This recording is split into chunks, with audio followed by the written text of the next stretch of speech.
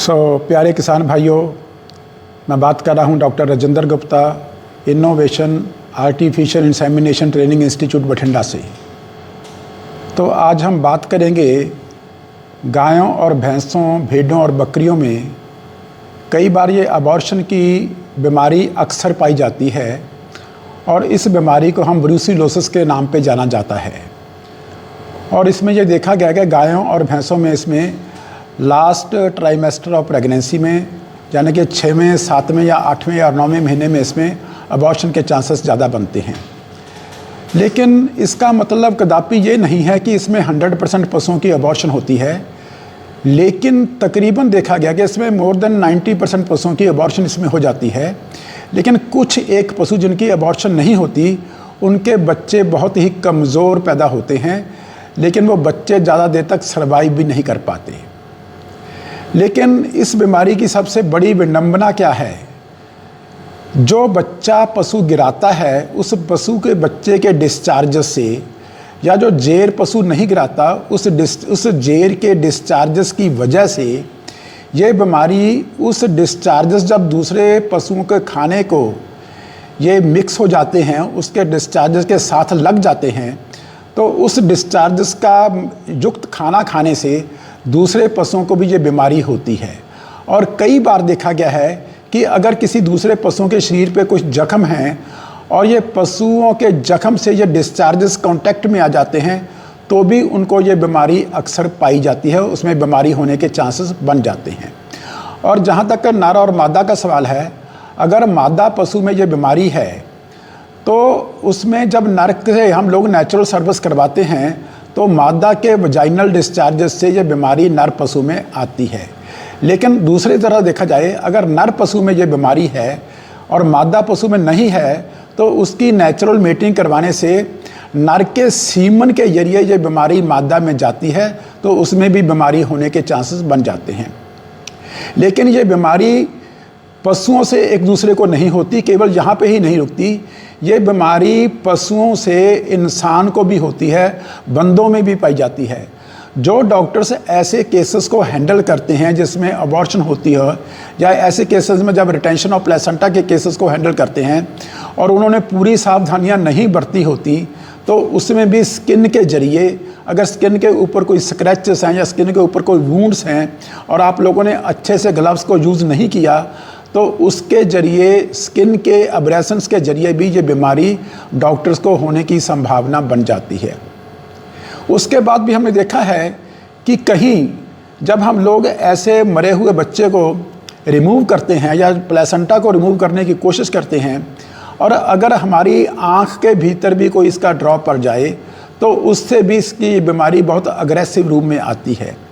लेकिन इसके साथ साथ आप लोगों को ये भी बताना बहुत ज़रूरी है कि बंदों में इसकी कैसी निशानियां आती हैं।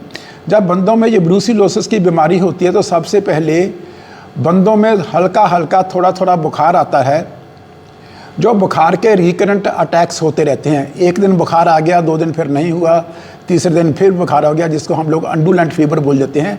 ऐसे बुखार के अटैक्स आते रहते हैं। और दूसरी बात, उस बंदे को जिसको ये बीमारी हुई है, उसमें पसीना बहुत ज़्यादा आता है, उसको स्वेटिंग बहुत ज़्यादा आती है और ठंड भी उसको बहुत ज़्यादा लगती है। उसके जो जॉइंट्स हैं, जो गोडे हैं, वो भी दुखने लग पड़ते हैं और लंबे समय के बाद कई बार उसके गोडे सूज भी जाते हैं। और यही हालत पशु में होता है। जब पशु में रिटेंशन ऑफ प्लेसेंटा होता है, उसके बाद मेट्राइटिस हो जाती है, पशुओं की बच्चेदानी सूज जाती है, पशुओं की बच्चेदानी में रेशा पड़ जाता है, और रेशा पड़ने के साथ साथ कई बार बीमारी ब्लड के जरिए उसके जॉइंट्स में भी आ जाती है, तो उसमें जॉइंट्स की भी सूजन हो जाती है। लेकिन जहाँ तक इस बीमारी के बंदोबस्त का सवाल है, मैं सभी किसान भाइयों को बोलना चाहता हूँ, ट्रीटमेंट कर तो पाते हैं, लेकिन इसमें 100% इफेक्टिव कोई भी ऐसी मेडिसिन नहीं है जिसमें 100% इस बीमारी का इरेडिकेशन हो जाए। अगर आप लोग फिर भी इस बीमारी का ट्रीटमेंट करते हो, तो ये देखा गया है इसमें स्टेप्टोमाइसिन और जेंटामाइसिन की कम्बिनेशन बहुत इफेक्टिव आती है। उसके साथ साथ डॉक्सीसाइक्लिन की जो मेडिसिन है, दैट इज़ वेरी इफेक्टिव। अगर वो भी मार्केट में नहीं मिलती, तो ऑक्सीटेट्रासाइक्लिन भी इफेक्टिव आती है। लेकिन अगर हम ये बात मानें कि इसका लंबा समय ट्रीटमेंट करने के पश्चात भी हम इस बीमारी को 100% इरेडिकेट कर पाएंगे, तो ऐसा कभी भी नहीं होता।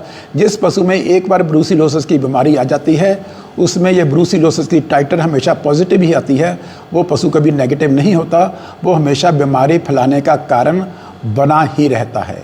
इसलिए नॉर्मली हम लोग ऐसा मानते हैं कि अगर आपके फार्म में या आपके पशुओं में कोई भी केस ब्रूसिलोसिस का पॉजिटिव आया है या उसकी ब्रूसिलोसिस में उसकी टाइटर पॉजिटिव आई है, तो ऐसे पशु को, चाहे हिंदुस्तान में हम लोग स्लाटर तो नहीं करते, लेकिन ऐसे पशु को अपने फार्म से रिमूव कर देना चाहिए। नहीं तो ये बीमारी दूसरे पशुओं में छूत से फैलने के कारण ये बीमारी बढ़ती रहती है और ज़्यादा फैलती रहती है। इसमें आपके फार्म में ये बीमारी हमेशा लगातार आती रहेगी।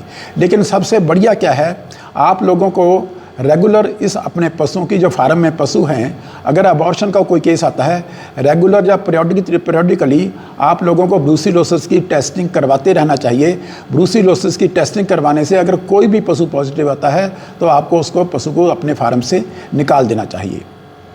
और आप लोग इसकी वैक्सीनेशन का सबसे बढ़िया शेड्यूल है, जितने भी मादा बछड़ियाँ हैं, क्योंकि ये बीमारी केवल मादा बछड़ियों में ज़्यादा आती है, जितनी भी मादा बछड़ियाँ आपके फार्म में हैं जिनकी उम्र 4 से 8 महीनों के या 10 महीनों के भीतर है, उसको आप लोग अगर वैक्सीन लगवा लोगे, लेकिन ये वैक्सीन प्रेगनेंसी होने के पहले लगनी चाहिए, तो इसकी लाइफ लॉन्ग इम्यूनिटी है। दोबारा आप लोगों को ये वैक्सीन लगवाने की कभी ज़रूरत नहीं पड़ेगी।